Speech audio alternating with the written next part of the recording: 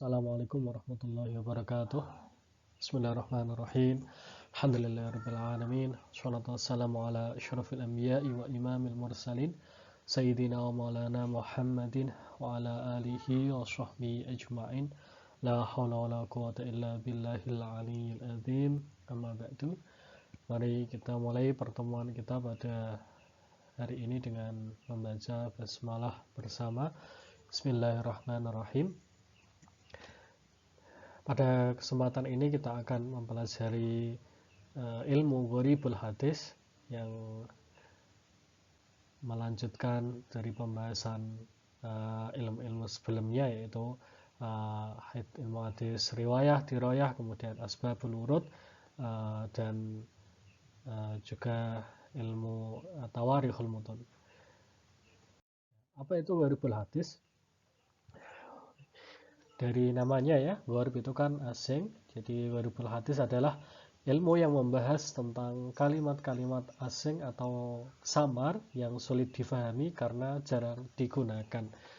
Jadi kalimat itu asing itu karena mungkin tidak populer ya, karena hanya digunakan oleh daerah-daerah tertentu.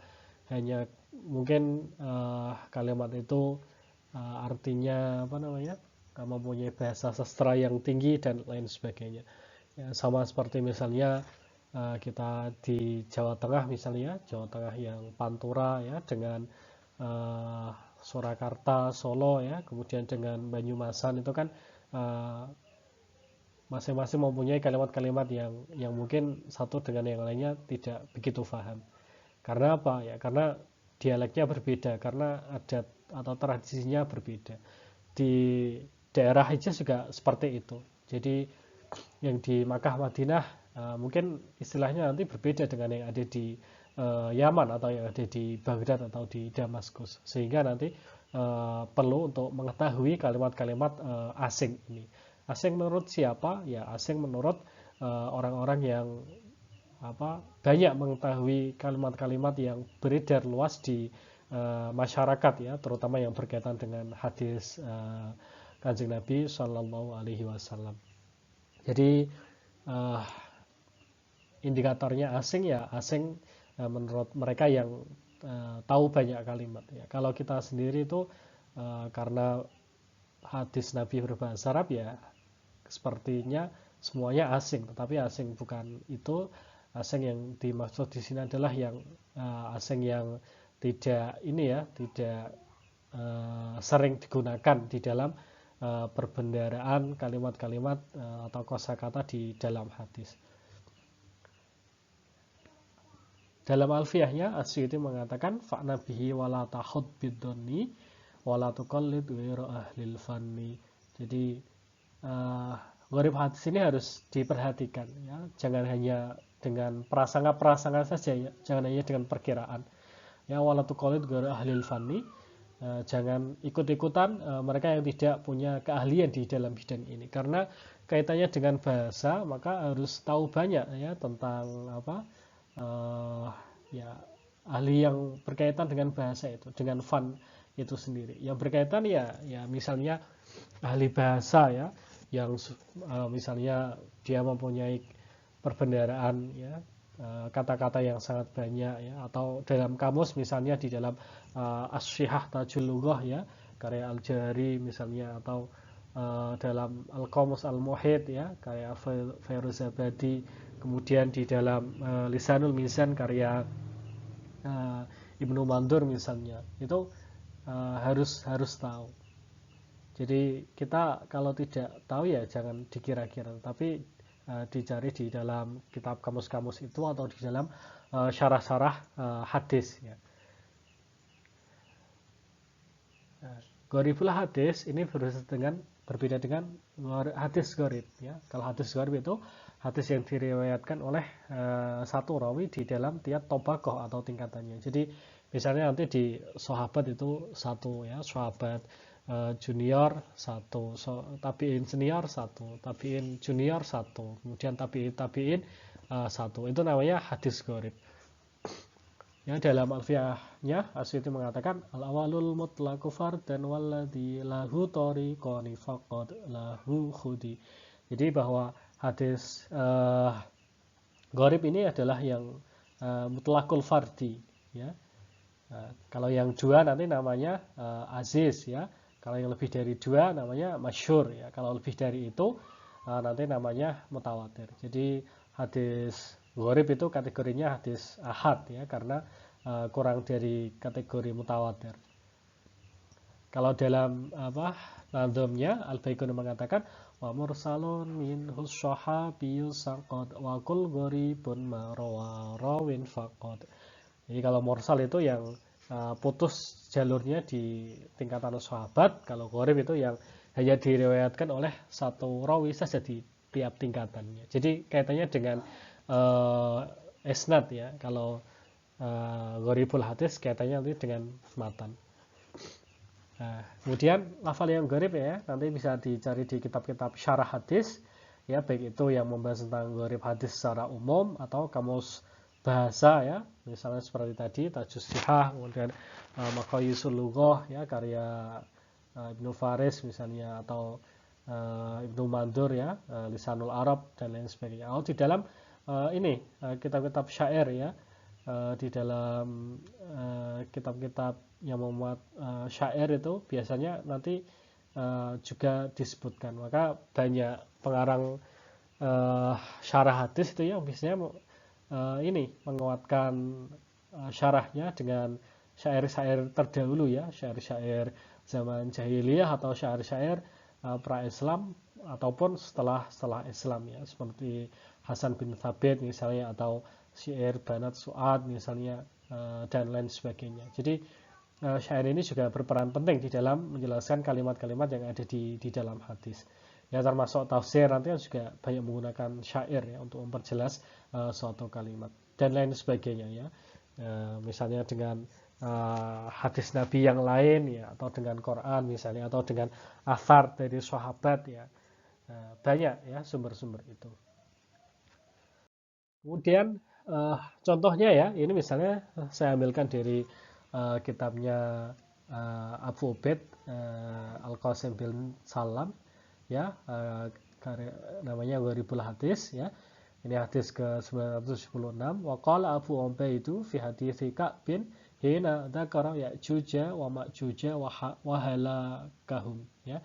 Ketika Ka'ab, ya, menerangkan Ya'juj Ma'juj ini dan juga, ya, punahnya atau musnahnya Ya'juj Ma'juj itu, mengatakan qala thumma yursilullahu tabaraka wa ta'ala as-samaa, ya, kemudian Allah mengutus langit untuk ini, ya, turun hujan fatan butah fatun bitu, ya, al ardo, kemudian ini tanah, ya, tanahnya menjadi basah, kemudian tumbuhan bisa hidup, hatta innar rumanata, sehingga pohon delima, ya, latashba'a as-sakna, ya, sehingga pohon delima ini bisa mengenyangkan as-sakna. Nah, as-sakna ini apa? As-sakna, ini kalimat yang sering kita dengar, tetapi mungkin beda harokat, nanti beda arti. Qala haddatsanahu Abu Nadhri an Sulaiman bin al-Mughirati asnadahu ila Ka'bin. Ya, jadi ini Abu Ubaid juga meriwayatkan, ya, dari Abu Nadhr, ya, dari Sulaiman kepada Ka'ab. Ini punya sanad tersendiri, ya, Abu Ubaid ini. Kemudian qauluhu as-sakna, ya, bitaskinil kafi, ya, dengan membaca sukun huruf kaf. Ya, ini nanti artinya nanti berbeda, ya, as-sakna. Hum ahlul bait. Jadi as-sakna itu artinya ini, ya, jamak, ya, ahlul bait, ya. Ahlul bait itu, ya, para penghuni rumah, ya, tidak hanya satu. Wa inna ma sammau saknan, ya. Orang-orang Arab menyebutnya sebagai saknan li'annahum yaskununa al-maudi, ya. Karena apa? Karena mereka tinggal di dalam suatu tempat, ya. Makanya disebut sebagai saknan, ya. Wal wahidu minhum sakinun wasaknun. Jadi kalau mufrad itu sakinun, kalau jamak itu saknun, ya, kayak seperti sahibun, sahbun, ya. Allahumma sholli ala sayyidina Muhammadin wa ala alihi wa sahbihi, ya. Bukan wa sahibi tapi wa sahbihi atau wa sahbihi. Ya, jamaknya sahib itu bisa sahbun, seperti ini, sakinun, saknun, atau bisa ashabun, ya. Kalau sakin itu kadang memakai jamak taksirnya fu'alun, ya, sukanun. Mithlu syaribin wa syarbun. Jadi syaribun jamaknya syarbun. Ya. Wasafirun safrun. Ya. Wa qala Durrumati, ya, ini salah satu penyair mengatakan fayaka ramasaknil ladzina tahammalu anid dari wal mustakhlifil mutabaddili wal anid dari wal mustakhliful mutabaddilu. Jadi fayaka ramasakni, ya. Ini apa? Idhofah, ya, idhofah ke apa? Nida, ya. Jadi dia apa?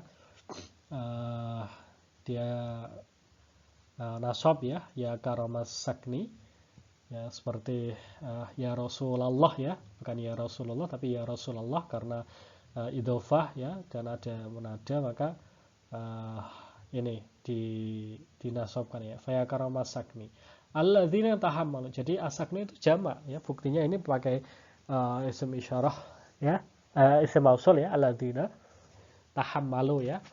Asakna, ya, wahai orang-orang, ya, penghuni rumah, ya, ahlul bait yang mulia, alladzina tahammalu anid dari, yang pindah, ya, pindah dari rumah, wal mustakhliful mutabaddilu, ya.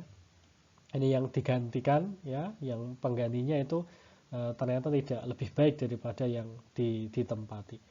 Ya, ini bukti kalau apa asakni itu jamak, ya, bukan mufrad, ya, bukan masdar, ya.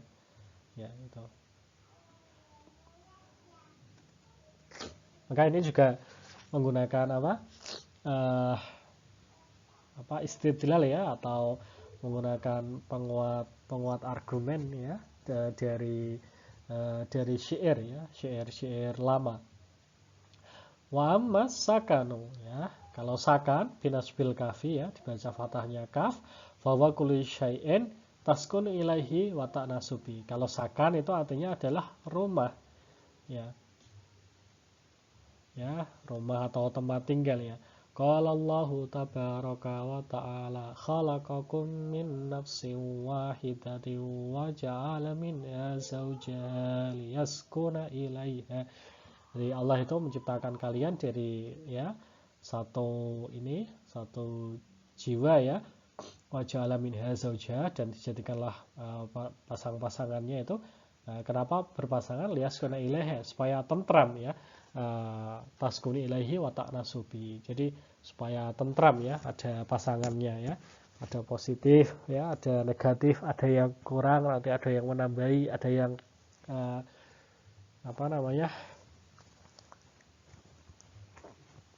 ya, ada yang lebih di ini, ada kurang yang di itu, nanti ditambahi oleh yang punya kelebihan di itu tapi kekurangan di ini, ya, dan lain sebagainya, ya, berpasang-pasangan, ini saling melengkapi, ya.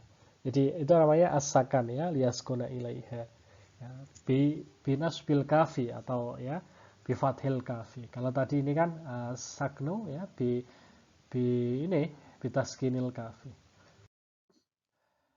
Ya, mengapa perlu ilmu gharibul hadis? Ya, kenapa perlu? Ya, ini Alfiyah, ya, Al-Iraqi dalam Alfiyahnya mengatakan fa'na bihi wa la takhud bidhanni wa la tuqallid ghaira ahlil fanni. Jadi hampir sama baitnya As-Suyuti, ya, fa'na bihi wa la takhud bidhanni, ya. Maka perhatikanlah dan jangan hanya berprasangka wa la tuqallid ghaira ahlil fanni. Jangan ikut kecuali kepada ahlinya, ya. Jadi perlu rujukan yang memang ini ya, yang memang benar-benar ahli ya. Wa khairu ma fassartahu bil waridi katuhi bitukhani libni syaidi ya. Nah, ini yang terbaik untuk menjelaskan gharibul hadis, yaitu bil waridi ya, dengan dengan riwayat-riwayat yang ada ya, misalnya katuhi bitukhani ya, dalam suatu ya, kalau di dalam syarahnya Fathul Mughith Bisyari Alfiyatil Hadis, Sakhawi mengatakan bahwa ad-duh ini dalam salah satu dialek ya, untuk mengatakan asap itu ad-duh ya, tanpa alif non ya, tanpa ya, bukan ad-dukhon tapi ad-duh itu artinya adalah dukhon dalam suatu riwayat ya, di dalam penjelasan ya Ibnu Sa'id ini Ad-Dajjal itu nanti kan ada peristiwa-peristiwa seperti munculnya dukhon ya, maka ada hadis nanti ad-duh itu artinya ad-dukhon. Tapi juga nanti ada banyak penafsiran yang lain ya, ada syarah yang lain selain ad-dukhon ya, misalnya nanti ya seperti As-Suyuti maupun ulama yang lain nanti punya penafsiran yang berbeda ya, ad-duh itu. Nanti dalam Gharibul Hadis banyak sekali itu. Karena apa? Karena memang lafadznya sama ya, hurufnya sama, tetapi juga nanti mungkin digunakan lebih dari satu versi pengertian ya, satu pengertian. Jadi nanti mungkin ada yang bahasa entah itu qiyas atau hakiki ya, majazi atau hakiki, atau nanti digunakan sebagai kiasan atau nanti sebagai isyarat dan lain sebagainya. Maka nanti kalimat itu kan memang mempunyai makna yang banyak sekali, tidak hanya satu makna ya.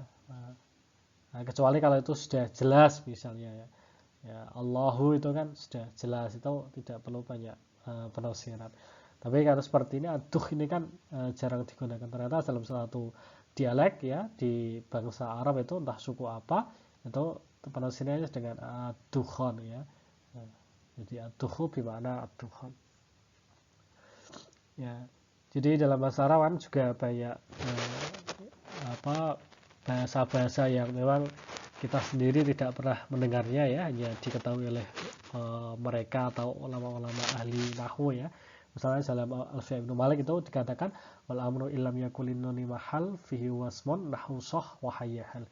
Jadi kalau fi'il amar ya, kalau tidak punya non itu ya, tidak bisa dikasih non di akhirnya ya, misalnya unsuron ya, itu kan berarti tidak, kalau tidak bisa dikasih non itu kan berarti tidak fi'il amar. Tapi ada ini yang tidak bisa dikasih non, tetapi dia bermakna amar, perintah ya, fihi wasmun nahwu sah wa hayyahal. Jadi isim fi'il amar ya, sah ya. Sah itu kan diamlah ya, sah ya, uskut ya. Tetapi ada perintah yang dia tidak terbentuk dari fi'il sebagaimana mestinya. Nah ini termasuk juga kalau tidak tahu ya gharib, ini artinya apa. Maka perlu ya pengetahuan bahasa yang sebanyak mungkin ya, tidak hanya satu versi. Kalau ada banyak versi juga nanti yang ditarjih ya, yang paling kuat yang mana itu nanti yang dipakai. Kemudian nanti kenapa perlu? Karena banyak hadis yang diriwayatkan dengan maknanya saja ya, atau riwayat bil makna ya. Ini salah ini. Riwayat bil makna. Jadi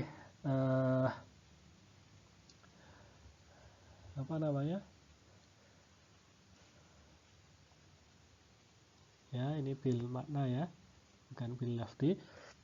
Sehingga nanti orang itu meriwayatkan hadis dengan bahasanya sendiri ya, bahasa daerahnya sendiri, sehingga nanti muncullah yang harusnya nasab, kemudian nanti ternyata di daerahnya itu dijazmkan ya, disukun, ternyata tidak dibaca fathah ya. Itu kan banyak sekali di dalam kaidah-kaidah nahwu itu. Jadi nanti yang nasabnya pakai fathah misalnya, tapi di daerah lain nanti pakai sukun, ini kan juga nanti bisa mempengaruhi kegoriban ya, goribnya suatu hadis ya. Ini kok tidak sesuai kaidah nahwu misalnya. Karena orang itu melewatkan ya dengan bahasanya sendiri, dengan tradisinya sendiri, sehingga nanti yang disampaikan kepada Kanjeng Nabi itu yang diambil intinya saja. Jadi bukan bil lafzi. Kemudian hadis menyebar ke berbagai daerah dengan dialek dan bahasa yang berbeda. Walaupun sama-sama bahasa Arab, tetapi Arab yang nanti yang yang selatan ya, yang selatan itu berarti yang daerah Yaman dan sekitarnya dengan daerah utara itu nanti juga nanti bahasa-bahasanya ada perbedaan ya, walaupun sama-sama bahasa Arab. Ya, Yaman itu kan banyak dipengaruhi oleh bahasa-bahasa mana? Ya, Semit yang ini ya, yang lebih tua daripada yang ada di utara. Kalau di utara bahasanya lebih terjaga karena mereka masih ini ya, badawah ya, masih berpindah-pindah dari satu daerah ke daerah yang lain. Kemudian memperjelas kata-kata dalam hadis yang sudah jarang digunakan. Jadi mungkin zaman Kanjeng Nabi, zaman sahabat, hadis itu mungkin ini ya, mungkin